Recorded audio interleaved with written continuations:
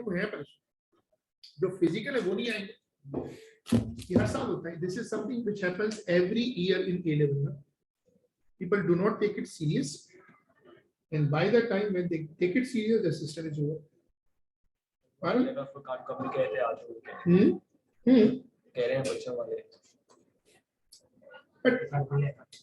As a teacher आपको try करनी, ये हर साल होता है। CIE का सबसे बड़ा फायदा इसमें निकलता है। अब A2 वाले सारे पैसे में इसमें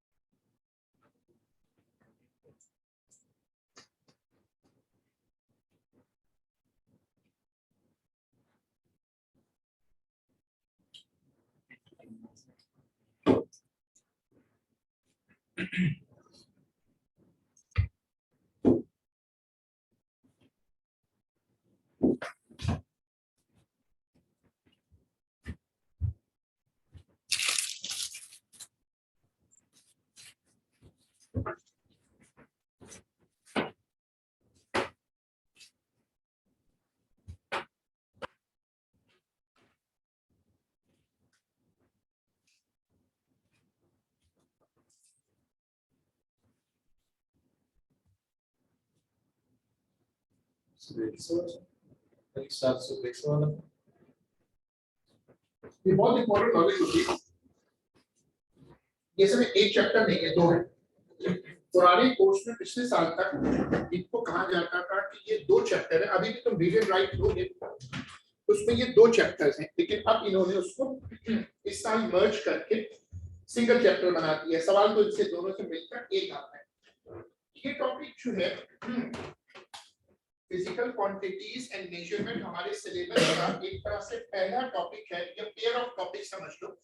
अब देखो क्विक रिवीजन का तरीका क्या होता है कि तुम बशे कुछ भी मत लिखो, ना लिखने का फायदा होगा क्योंकि हमें ज्यादा टाइम कम है।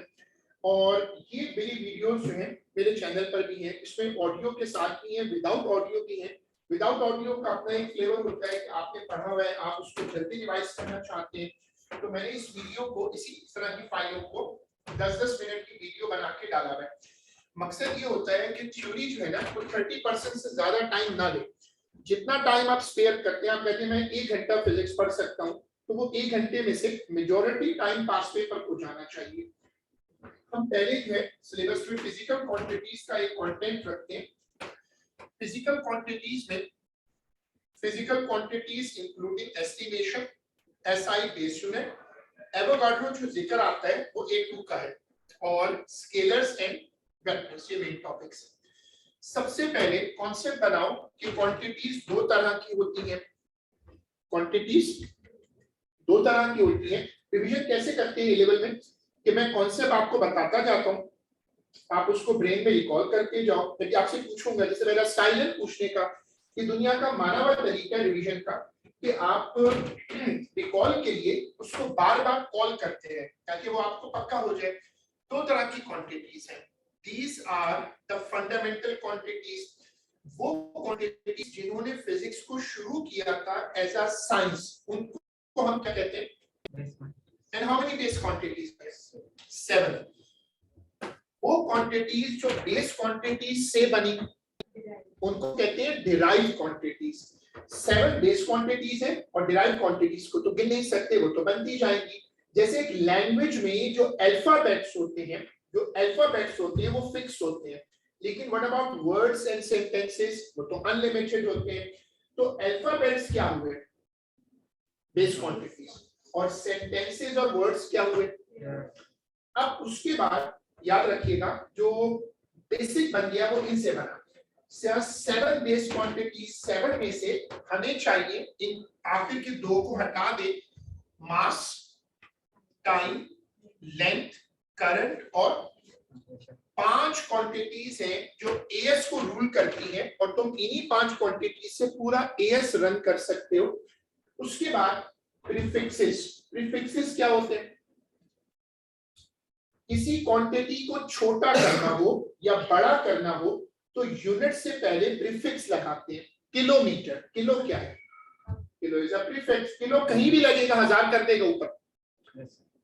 मिलीमीटर, मिली क्या करेगा? 1000 नीचे कर देगा ना, कहीं भी लगे। मिलीमीटर, मिली सेकेंड, मिली एम्पियर क्या करेगा? वो कम कर देगा। किलो, मेगा, गीगा, टेरा ये क्या करते हैं? अपलिफ्ट। मिली, माइक्रो, नैनो, पीको ये क्या करते हैं? डिमिनिश करते हैं। ये टेबल सारे ग्रुप पे पोस्टेड है सबकी, मतलब ग्रुप की जो गैलरी में आप जाएंगे तो ग्रुप में ये तभी गैलरी में आने का फायदा होता है कि आपको सारे टेबल वहां मिल जाएंगे, उसको आप याद कर लें अच्छे से। ये जो आप देख रहे हैं ये वैल्यूज आपको मेमोराइज करनी है। अब एग्जांपल्स ऑफ डिराइव्ड यूनिट्स क्या सीखा था हमने कि जब आप एक क्वांटिटी को डेवलप करते हैं तो सबसे पहले उसका फॉर्मूला बनता है। जब आप फॉर्मूला बना लें तो आपने लिखा force is equal to mass into, उसके नीचे उनकी यूनिट्स लिख दें। कौन सी वाली? ये वाली। जब आप ये यूनिट्स लिखेंगे तो आपको बेस यूनिट की टर्म मिल जाएगी। इस चैप्टर का सबसे इंपॉर्टेंट टॉपिक है, भर भर के आता है एमसीक्यूज में, पेपर 1 में। फॉर्मूला याद होना चाहिए। सारे फॉर्मूला जो ओ लेवल वाले हैं वो तो कंपलसरी है, उसकी भी आपको डॉक्यूमेंट मिल जाएगी, वो जो हमारी डॉक्यूमेंट का सेक्शन होता है व्हाट्सएप में, तो वहां आपको सारे फॉर्मूला मिल जाएंगे। जबकि वो ए लेवल के फॉर्मूला भी ऐड करेगा। थोड़े से फॉर्मूला और हैं, बाकी तो O level A level mix हो जाते हैं। फॉर्मूला लिखें, फॉर्मूला के अंदर जाकर वो वाली यूनिट्स लिख दें जिनको बेस यूनिट कहते हैं। बेस यूनिट लिखने के बाद फिर आप उसमें कंबाइन कर दें तो ये कहलाता है a formula, a quantity in terms of base units. For example अगर आप यहां देखें तो क्या लिखा है, पढ़ो। Pressure is equal to force upon area, newton per metre square. Newton की जगह क्या आ गया? केजी, ms माइनस 2 और नीचे मीटर स्क्वायर। तो आपने यूनिट्स को सिंप्लीफाई कर लिया। अब कौन से बनाओ कि जिस तरह वेरिएबल्स जो है, जिस तरह वेरिएबल्स को आप सिंप्लीफाई करते हैं इंडिसेस में कि पावर ऊपर नीचे हो तो पावर माइनस होती है, जिस तरह आप इंडिसेस को सॉल्व करते हैं बिल्कुल उसी तरह यूनिट्स को करेंगे। मैं आपसे पूछूं कि ये बताओ एक्स स्क्वायर अपॉन एक्स क्या है, तो आप कहेंगे सर एक्स एक्स काट दें, क्या बचेगा? इसी तरह metre square upon metre, metre बच जाएगा। चौथा कौन से बनाओ आज का? यूनिट्स को बिल्कुल वैसे ट्रीट करते हैं जैसे आप अलजेब्रा में किसको ट्रीट करते हैं? वेरिएबल्स को ट्रीट करते हैं। बीच में कोई भी क्वेश्चन हो आप साथ साथ पूछ सकते हो।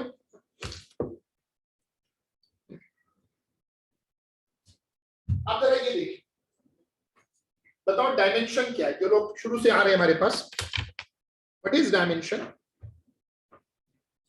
देख के बताना।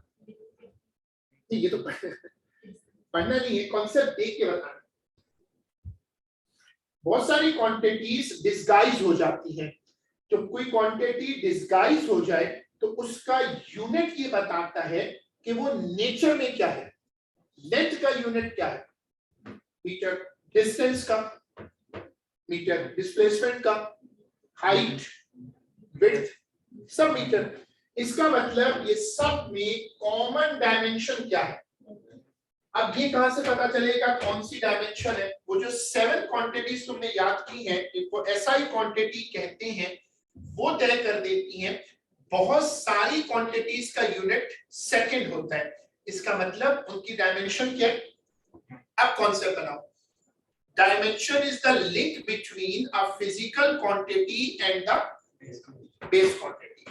अगर आप फिजिकल क्वांटिटी और बेस क्वांटिटी को जोड़ेंगे, उनमें लिंक तलाश करेंगे, तो उस लिंक को हम अपने कोर्स में क्या कहते हैं? डायमेंशन आता है। कॉमन टॉपिक है, अनकॉमन,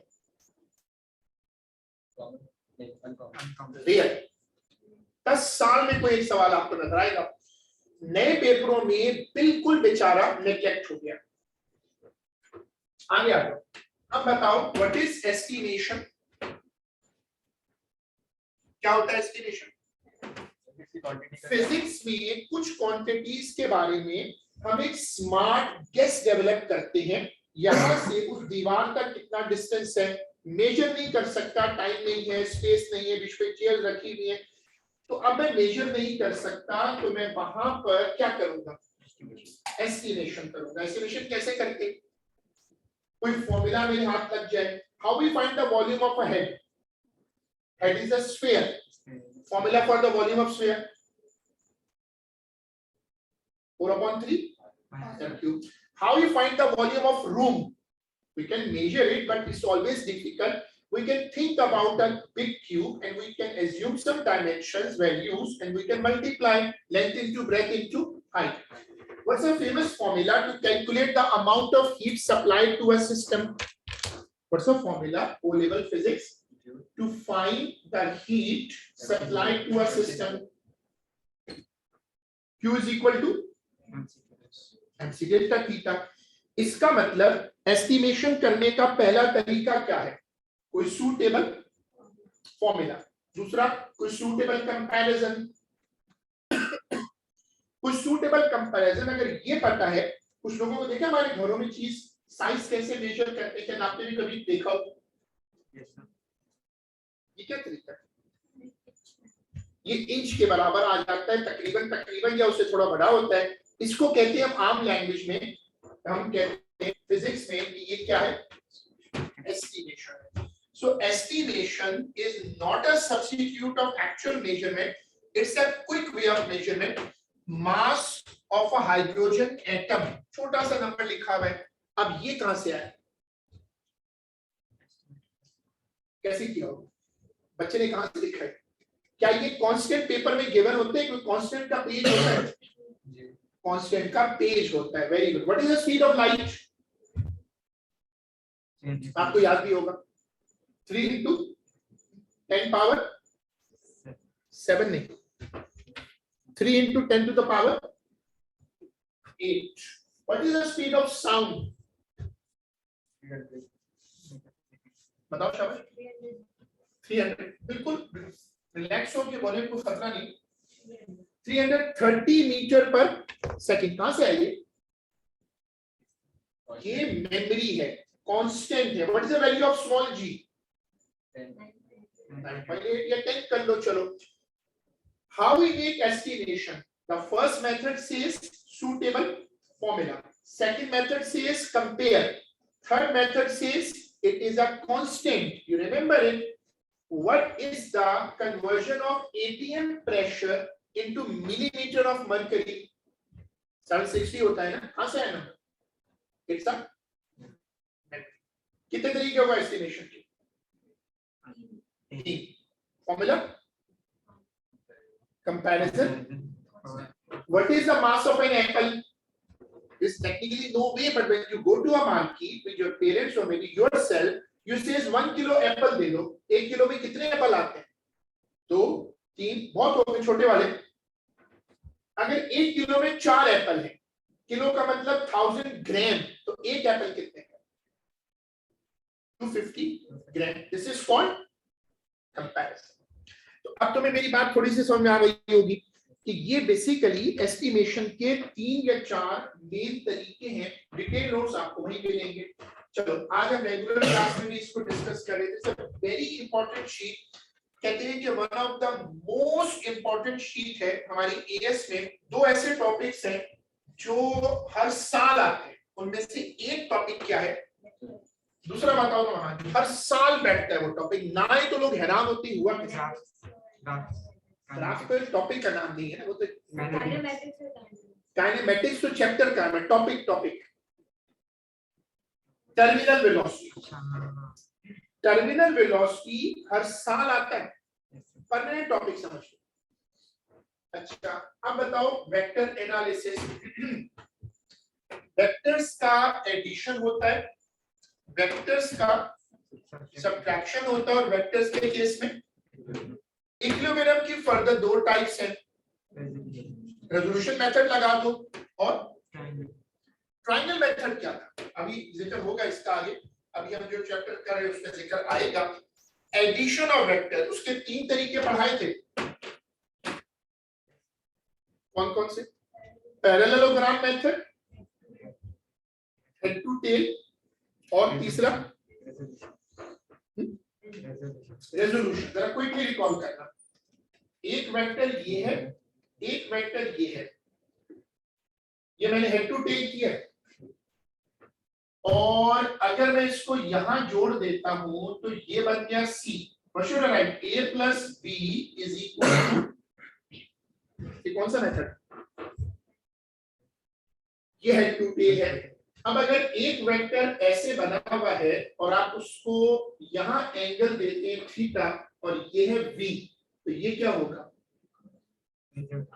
v cos थीटा, और ये वाला ये कौन सा मेथड है? रेजोल्यूशन मेथड है। गुड, रेजोल्यूशन आगे वापस देंगे। इनमें से अभी एक मेथड आपको मेरे साथ अभी पढ़ना है कि ट्रायंगल से इक्विलिब्रियम कैसे निकलता है, या रेजोल्यूशन जो है वो भी बल्कि अभी डिस्कस करना है।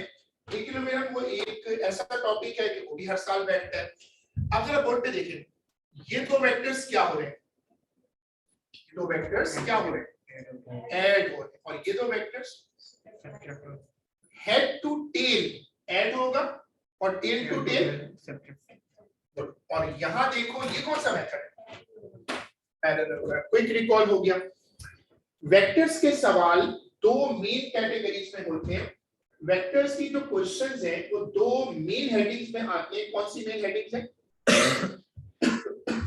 बोलो। रिजल्टेंट और इक्विलिब्रियम। वेक्टर्स के सवाल 2 हेडिंग्स में डिवाइड हो जाते हैं। या तो सवाल रिजल्टेंट पे होगा, या अब वो जो कप पड़ा हुआ है वो इक्विलिब्रियम में, और ये जो स्टिक है ये मूव कर रही है। अगर कोई चीज एक्सेलरेट करे तो रिजल्टेंट निकालो, और अगर कोई चीज रुकी भी हो या कांस्टेंट स्पीड पे मूव कर रही हो तो वो कौन सा केस है? इक्विलिब्रियम। इधर 5 न्यूटन, इधर 5 न्यूटन, रिजल्टेंट फोर्स क्या है? गुड, रिजल्टेंट फोर्स 0, इक्विलिब्रियम हो गया। इधर 5 न्यूटन, इधर 3 न्यूटन, रिजल्टेंट कितना है? 2 न्यूटन क्या करेगा? एक्सेलरेट करेगा। When acceleration exists, it's a resultant force case, and when acceleration is 0, it's a case of equilibrium. दोबारा बताओ, रिपीट करो। If acceleration exists, it's a case of resultant force, and if acceleration is 0, it's a case of equilibrium. अब आज जो method, resolution method को संभालने का तरीका, ये मुश्किल मेथड है, और इसकी तुम्हें कुछ प्रैक्टिस मेरे साथ और करनी होगी।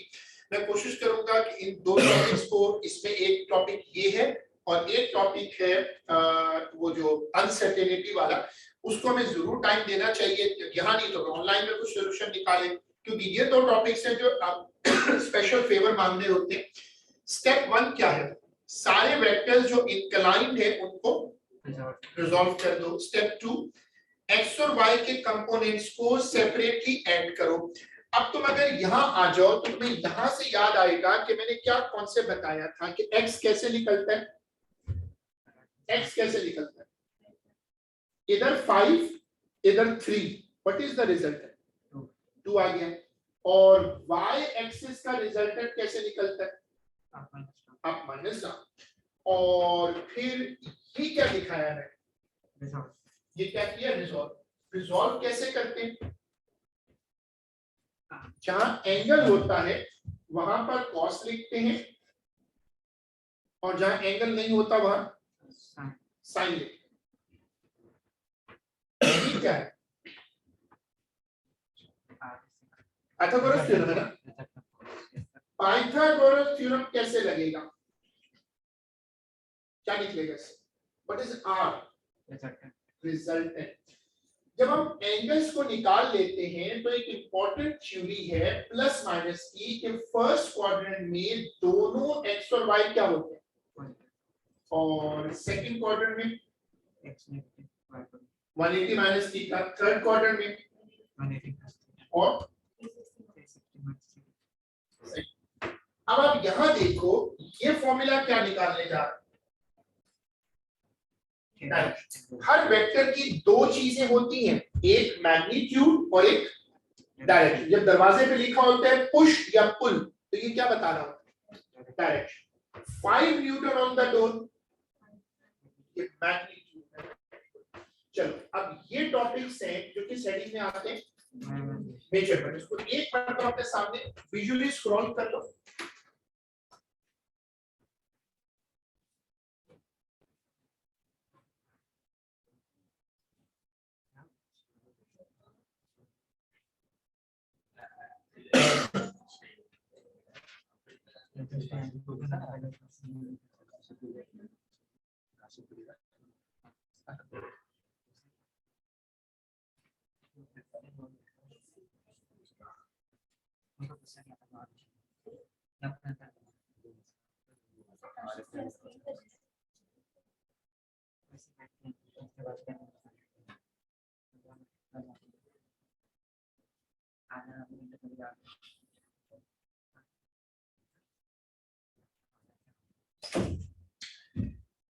इस चैप्टर में ये सारे टॉपिक्स हैं और इसमें सबसे ज्यादा क्वेश्चंस किस पे आए हैं। अब देखो रिवीजन का प्लान ऐसा करेंगे कि अनसर्टेनिटी पे क्लास हो जाए, छोटी सी भले हो जाए, 2-4 क्वेश्चन हो जाए।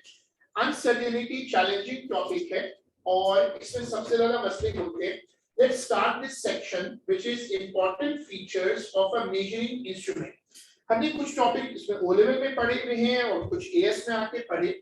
किसी भी इंस्ट्रूमेंट की जो सबसे छोटी रीडिंग होती है उसको क्या कहते हैं, लीस्ट काउंट। नेचर डिजिटल और ये क्या है, एनालॉग। और जो कैलकुलेटर है वो क्या डिजिटल है। व्हाट इज कैलिब्रेशन, कैलिब्रेशन क्या होती है, जैसे ये स्टिक है, इससे कोई मेजरमेंट नहीं हो सकती।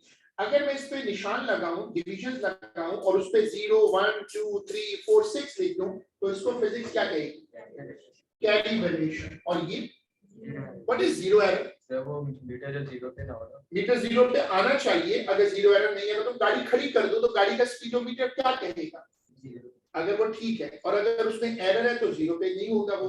तो जीरो एरर ये था। जरा लीस्ट काउंट रिवाइज कर लो एक मरतबा। कैसी की आवाज है, क्लिक क्लिक क्लिक की आवाज है।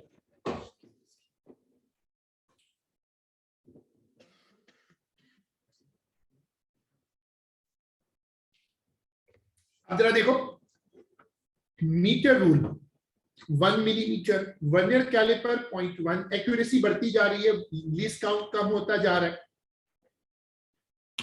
अब बताओ लेंथ के नीचे ये नाम लिखे हुए, ये नाम क्यों लिखे हुए, ये लेंथ के इनका लेंथ से क्या ताल्लुक है। मीटर रूल, वर्नियर कैलिपर, ये ट्रेडल व्हील क्या होता है, स्टिक होती है जैसे ग्रास कटिंग मशीन की तरह और उसके आगे व्हील घूमता है और हर एक साइकिल के बाद वो क्लिक करता है। व्हाट इज पेडोमीटर, वो जो आजकल शू में नहीं चिप लग जाती जब आप जॉगिंग करते हैं और वो बताता है कि आपने कितनी मूवमेंट की। आईआर डिस्टेंस मीटर, इंफ्रारेड वाला कॉन्सेप्ट जो है, इंफ्रारेड वाला कॉन्सेप्ट क्या है। अब आप यहां खड़े, आपको दीवार से डिस्टेंस निकालना है तो क्या होगा, एक मीटर होगा, उससे इंफ्रारेड जाएगी और टकरा के, एको कहते थे ओ लेवल में, यार ओ लेवल में टॉपिक पढ़ा था डेप्थ ऑफ सी, समंदर की डेप्थ कैसे निकालते हैं? समंदर में अल्ट्रासाउंड डालते हैं, अल्ट्रासाउंड जाके समंदर की बेस से हिट करके वापस आती है, याद है एको? उससे हम उस तरह से हम इस इंस्ट्रूमेंट को यूज करते हैं। टेकोमीटर क्या होता है? वो जो गाड़ी में लगा होता है और वो गाड़ी का डिस्टेंस ट्रेवल बताता है। उसके बाद ये क्या है? बहुत ही छोटा सा डिस्टेंस हो, जैसे हमारे हाथों पे लाइंस होती हैं, अगर आपको किसी लाइन की थिकनेस निकालनी है, उसकी बहुत बारीक सी थिकनेस है वो निकालनी है, वहां इस्तेमाल होगा टाइम। कौन कौन से इंस्ट्रूमेंट टाइम निकालते हैं? Stop clock, room clock, ticker tape time है। What is ticker tape time? वो जो स्ट्रिप होती थी उस पर वो ऐसे पंच करता है ना, वो पंच करता जाता है और उसके बाद इक्वल डिस्टेंस पे पंच करके एक स्ट्रिप प्रिंट होके बाहर निकलती है। हम उसके स्पेसेस गिनते थे। What is this? Calibrated CRO. एक मॉनिटर होता है, डिस्प्ले, और उस डिस्प्ले पर क्या बनते हैं? वेव्स बनती है, और उस वेव पैटर्न से क्या निकल सकता है? अच्छा, ये लाइट गेट्स क्या? जैसे वॉक थ्रू गेट होता है, उससे गुजरो तो सिग्नल कट होता है। जो लाइट गेट्स होते हैं वो इंफ्रारेड की एक लाइन होती है, आप उस लाइन को काटेंगे तो वो टाइमर चलना शुरू हो जाएगा, दूसरी मर्तबा काटेंगे तो टाइमर रुक जाएगा। Very good. अच्छा, फिर उसके बाद मास मेजर करने के अपरेटस, डिजिटल टाइम बैलेंस और इम्बैलेंस क्या होता है? वो जो शॉपकीपर्स के पास होता है, तराजू समझ लो, वेट, न्यूटन मीटर। ये न्यूटन मीटर क्या है? इसी का दूसरा नाम क्या है? आप इसमें से वेट लटकाते हैं, वो वेट खिंचता जाता है और उससे टेंशन मेजर हो जाती है। पोटेंशियल डिफरेंस किस किस से मेजर होता है? Voltmeter, potential meter O level में था बट डिटेल से कभी नहीं पढ़ा, इस साल इंशाल्लाह पोटेंशियल मीटर। और ये क्या है? Calibrated CRO. सीआरओ का वाई एक्सिस वोल्टेज होता है और सीआरओ का एक्स एक्सिस क्या होता है? टाइम होता है। गुड, ये कॉल हो गया। उसके बाद इलेक्ट्रिक करंट, गैल्वानोमीटर दूसरा, और तीसरा ज्यादा नाम किसका सुना? एमीटर का। वेरी गुड, ज्यादा इस्तेमाल होता है। How to measure temperature? Liquid गिलास, थर्मोमीटर, थर्मोकपल। थर्मोकपल क्या होता है? छोटा सा होता है, सुपर वोल्टमीटर लगा होता है, बहुत सेंसिटिव। और ये वाला, ये तो बहुत कम इस्तेमाल होता है। ये क्या है? वो जो आजकल गेट पे लेके खड़े होते हैं, जब कोविड हुआ था, वो जो वायरलेस वाला था जिसमें इंफ्रारेड होती है, ये तो आपको पता ही है, सबने देखा भी होगा। उसके बाद ऑसिलोस्कोप सीआरओ, ये सीआरओ की अपीयरेंस है और ये सीआरओ का डिस्प्ले है। बताओ सीआरओ की डिस्प्ले पर जैसे इसने बोला था, सीआरओ क्या बनाती है? वेव्स बनाती है। जो सीआरओ मेजरमेंट करके देती है, जो सीआरओ का आउटपुट होता है वो क्या है? It's a display device, waveform बनाती है। डॉक्टर्स जो हैं वो पेशेंट की टेबल के साथ, पेशेंट के बेड के साथ एक मॉनिटर लगाते हैं जिस पर ऐसे करके वेव्स आ रही होती हैं। वो क्या मॉनिटर करते हैं? ब्लड प्रेशर, हार्ट बीट वगैरह। It's a display device. और अगर टाइम इंटरवल बहुत छोटा सा हो तो फिर हम इसको कॉल करते हैं सीआरओ को। उसके बाद देखिए क्या, सीआरओ का वाई एक्सिस वोल्टेज होता है और एक्स एक्सिस टाइम।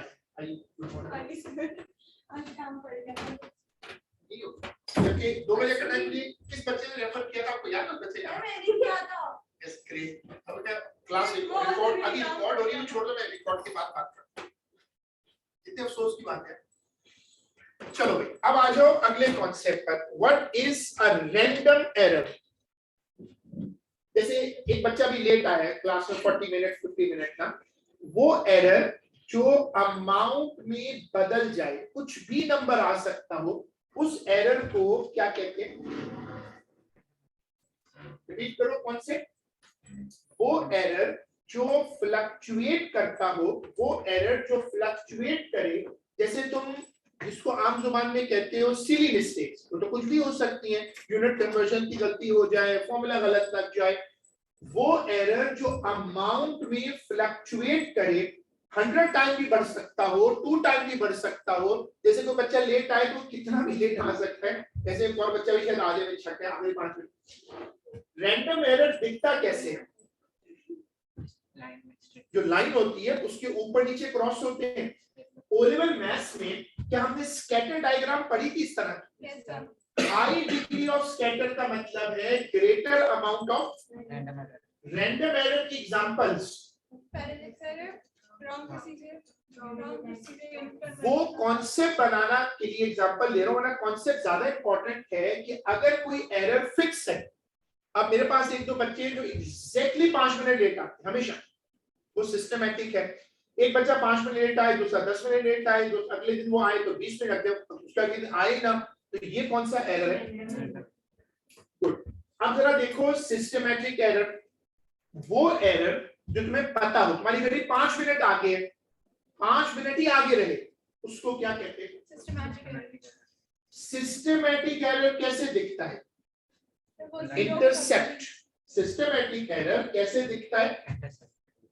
कैसे? इंटरसेप्ट से। एग्जांपल, अब ये जो चीजें हैं ये क्विक रिकॉल है, और आपको मेरे चैनल पे प्लेलिस्ट मिल जाएंगी जिसमें क्वेश्चंस हैं, ये पूरी वीडियो मिल जाएगी, शॉर्ट वीडियो है। अगर आप आज की क्लास के बाद इसको देखना चाहें ताकि कम से कम बेसिक्स आपके पक्के हो जाएं, तो आप इसी वीडियो का मुझसे लिंक ले लें या खुद जाके प्लेलिस्ट में रिवीजन वीडियो में देख लें, तो 10 मिनट में आपको ये पूरा लेक्चर फिर दोबारा देखने को मिल सकता है। फिर आप थोड़े थोड़े क्वेश्चन शुरू करें, उसमें भी यही आइडियल है कि आप टीचर्स की जो YouTube चैनल्स हैं ये बहुत हेल्पफुल है, आप पहले कुछ क्वेश्चंस उनके साथ करें, उसके बाद वही क्वेश्चंस दोबारा करें। मैं तो बहुत कम क्वेश्चंस कराता हूँ, मुश्किल से 4-5, ऐसे बहुत हो गया 4 हो गया, पेपर 2 के बाद 3 से ऊपर जाता ही नहीं। तो छोटे छोटे वीडियोस हैं, आपने एक वीडियो लगाई, उसी में क्वेश्चन भी दिख रहा होता है, आप जो बुक है उसको खोल लें। आपने 10 मिनट दिए थ्योरी को और फिर आपने 1 घंटा दिया पास पेपर को, ये फिट रेशो है। कुछ चीजें जो बिल्कुल समझ नहीं आएंगी, कुछ चीजें समझ आएंगी, और ये रेशो बढ़ती जाएगी। आखिर में होता क्या है, जनवरी फरवरी तक अच्छे स्टूडेंट्स को ये समझ आ जाती है कि सीआई प्रोपेगेट कैसे करता है, क्वेश्चंस चलाता कैसे, और वो क्लिकिंग पॉइंट होता है। वरना ये जो थ्योरीज होती हैं ये एक्चुअली मेमोरी में जाती है सिर्फ, और मेमोरी से पेपर सॉल्व नहीं होता। अब जैसे ये कॉन्सेप्ट वापस लाओ कि what is accuracy. Accuracy is the extent to which measurement is close to the actual value. अगर आपको कहीं 2 बजे पहुंचना और आप 2:45 पर पहुंचे तो इसको क्या बोलेंगे? क्या आप लॉस कर गए? What is precision? सारी वैल्यूज अगर आपस में क्लोज है, अगर आपकी घड़ी 5 मिनट आगे है लेकिन आपको घड़ी देखनी आती है, तो जितनी मर्तबा आंसर बताएंगे वो इनएक्यूरेट होगा लेकिन precise होगा। What is precision?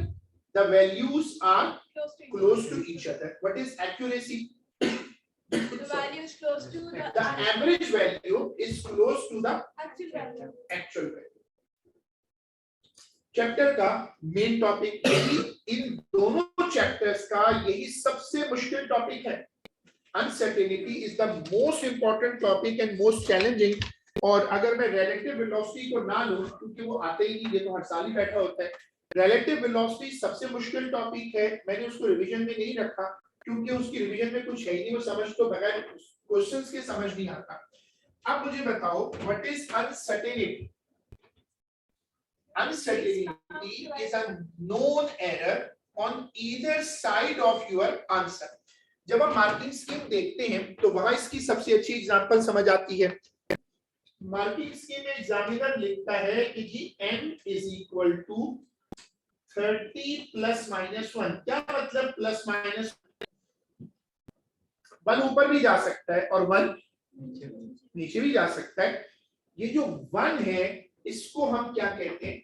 Uncertainty. What is uncertainty? Simple words में what is uncertainty? It is the known error. वो error जो आपको पहले से पता हो, लेकिन शर्त ये है कि वो दोनों साइड पर होना चाहिए। You can reach somewhere 5 minutes early, you can reach somewhere 5 minutes late. तब वो अनसर्टेनिटी बनेगा, वरना वो सिस्टमैटिक एरर के तौर पे रहेगा।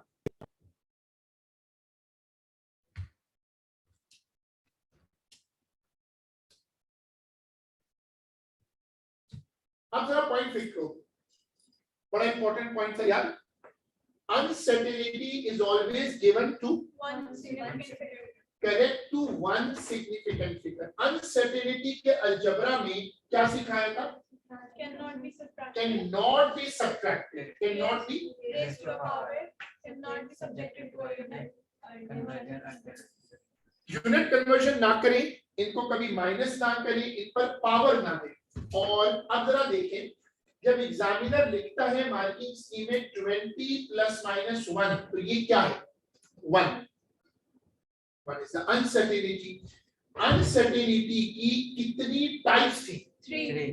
एक एब्सोल्यूट अनसर्टेनिटी, और से देखिएगा आगे क्या लिखा हुआ 1, उसी 1 को 20 से डिवाइड कर दिया तो क्या बन गई? Fractional. और उसी 1/20 को इनटू 100 कर दिया तो क्या बन गई? कितनी तरह की अनसर्टेनिटीज हैं? 3। एब्सोल्यूट अनसर्टेनिटी, फ्रैक्शनल अनसर्टेनिटी और कभी आप गौर से सोचिएगा तो ये कोई अलग टॉपिक नहीं है। दुनिया में किसी नंबर को दूसरे नंबर से लाकर रखने के 3 ही तरीके हैं। आपके मार्क्स कितने हैं? कि आपने बोला मेरे 30 मार्क्स हैं आउट ऑफ 50, 30 मार्क्स हैं, ये तुम्हारे एब्सोल्यूट मार्क्स हैं। 30/50 फ्रैक्शनल, 30/50 into 100 बस लॉजिक बन गई। हर नंबर की तरह अनसर्टेनिटी के भी कितने एक्सप्रेशन हो सकते हैं? 3 हो सकते हैं। अकेला number, number upon total, number upon total into 100। जब 2 क्वांटिटीज ऐड हो रही हो तो उनकी अनसर्टेनिटीज को ऐड कर दो। जब 2 क्वांटिटीज माइनस हो रही हो तो भी उनकी अनसर्टेनिटी को, अनसर्टेनिटीज आर नेवर सब्ट्रैक्टेड। अगर 2 क्वांटिटीज मल्टीप्लाई हैं तो उनकी फ्रैक्शंस बनाओ, ऊपर आएगा छोटा नंबर, नीचे बड़ा नंबर और बीच में हमेशा प्लस। जब 2 क्वांटिटीज या 3 क्वांटिटीज मल्टीप्लाई हो तो उनकी फ्रैक्शन बनाओ और उनको ऐड कर दो। अगर 2 क्वांटिटीज डिवाइड हो रही हो तो भी वही प्रोसेस होगा, फ्रैक्शन बनाओ और फ्रैक्शंस को ऐड कर दो, फ्रैक्शंस बनाओ, ऐड कर दो। अगर कोई नंबर पावर हो, उसको मल्टीप्लाई कर दीजिए, जो पावर होगा उसको अनसर्टेनिटी से मल्टीप्लाई करो। इसका मतलब क्या प्लस और माइनस का एक ही ट्रीटमेंट है? अच्छा, मल्टीप्लाई और डिवाइड का एक ही ट्रीटमेंट है और पावर का एक है, तो टोटल रूल कितने हो गए? 3. When quantities are added or subtracted, their uncertainties are always added. When quantities are multiplied or divided, the uncertainties are first converted into fractions and the fractions are always added. When there is a power, when there is a power is multiplied as a coefficient and uncertainty becomes fraction.